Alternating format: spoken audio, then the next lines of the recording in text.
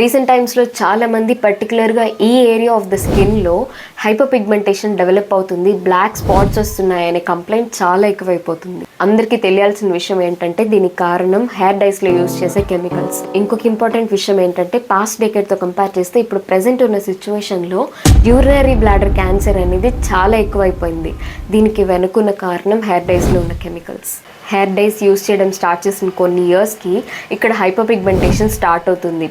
Black pigment ఇక్కడ ఎక్కువైపోతుంది. Initial స్టేజెస్లో మన బాడీ రెస్పాండ్ అయ్యే ఒక సిగ్నలే మనకి ఇలా హైపర్ పిగ్మెంటేషన్ లాగా మనకి ఎక్స్ప్రెస్ అవుతుంది. ఈ సిగ్నల్స్ అన్నిటినీ ఇగ్నోర్ చేసి మనం ప్రొలాంగ్గా ఈ హెయిర్ డైస్ని యూజ్ చేస్తుంటే ఆ కెమికల్స్ వల్ల మన బాడీ ఎఫెక్ట్ అయ్యి క్రానిక్ కండిషన్లో డెఫినెట్గా ఈ బ్లాడర్ క్యాన్సర్లోకి ల్యాండ్ అవుతారు. ఒక సివియర్ డిసీజ్ వచ్చే ముందు మన బాడీ చాలా వేస్లో అది ఎక్స్ప్రెస్ చేయాలని చూస్తుంది.